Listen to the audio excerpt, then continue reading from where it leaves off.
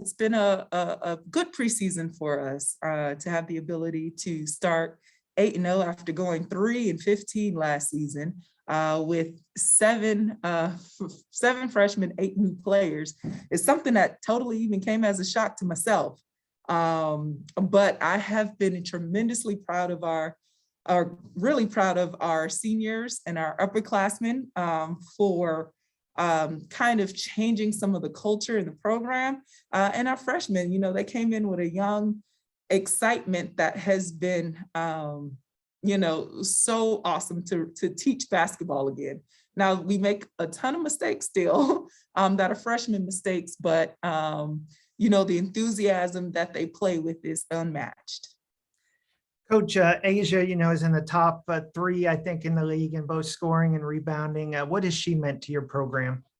She's been phenomenal. I think that, as I've said a couple of times in interviews, it's hard to measure what Asia brings besides, of course, on the court, the things that she absolutely brings.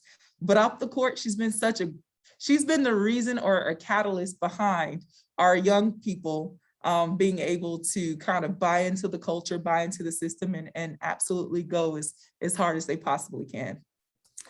We've got a media question from Chris Parks, and Chris asks, besides Asia, who else have you really been impressed with on your team?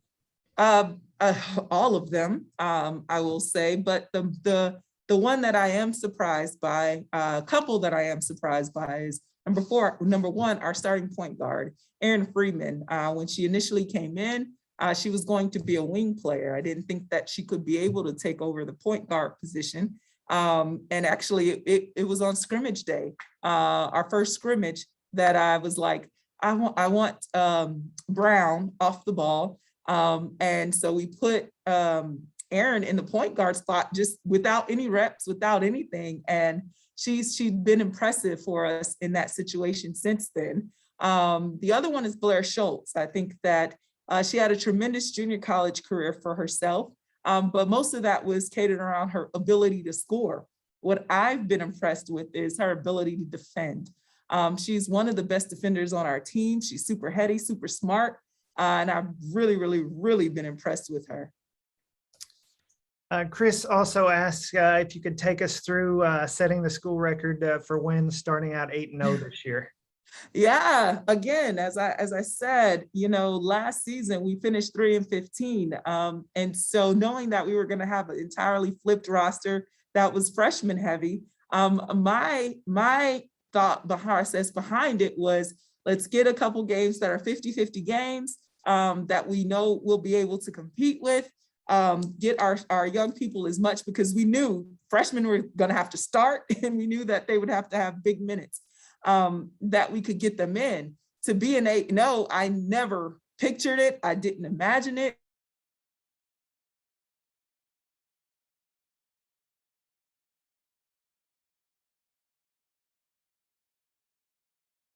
And I'm really, really proud of them. Wofford was in the finals for the SoCon conference, 1 season ago. Our team was home.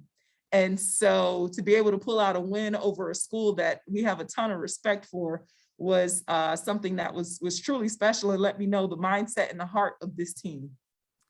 Coach, Danny Kelly asks, St. Mary's will be one of the toughest games you played so far. Do you believe that'll be a good litmus test for your team? Absolutely. St. Mary's is also in 2 of the 3 polls receiving votes as well. Coach Paul Thomas was actually my college coach in college. So it will be great to have the opportunity to stand against him. They're a phenomenal passing team. And so we're excited for the challenge. I think those are, again, when we set the schedule, these are games that we believe are going to help our team grow one way or the other. And so we're super excited for the challenge, and we're ready for it. Either way it goes, we're excited for the challenge, we're ready for it, and we think it'll help prepare us in SunBelt play.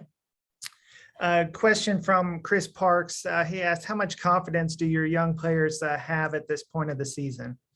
They've got confidence. I'm really proud of them. I think more than confidence, I would say buy-in. And so when they see success, it's easier for you to coach. And so because they've been able to see some success, they've been totally bought into what we're trying to teach them. And so, part of the strategic planning and scheduling, I think the confidence part has come into fruition. They've gotten to see the game in big lights. They've gotten to see some success. And what I'm most excited about with St. Mary's on Wednesday is now they'll get to see, eventually, St. Mary's is a team that's been in postseason the last 10 years in a row. Outside of last season, they had, COVID took everybody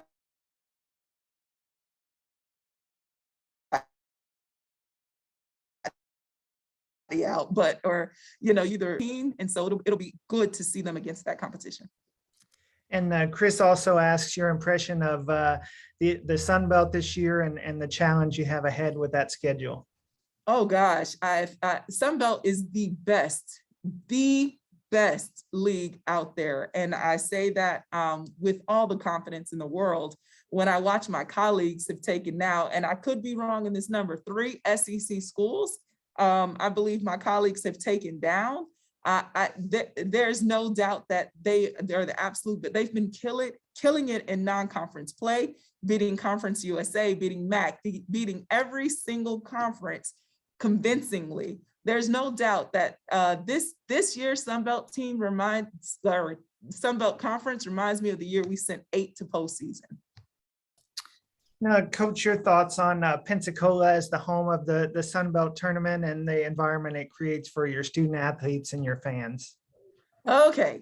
I echo Coach Ellis's. If we can just get a little heater in there, it would be great. We're down south. We like a little warm. But outside of that, it was incredible to have both men's and women's teams there. Now we'll be able to have fans, which will add to the environment. I thought that the environment was incredible the first time that we went, just being able to share in that time with our men's basketball program.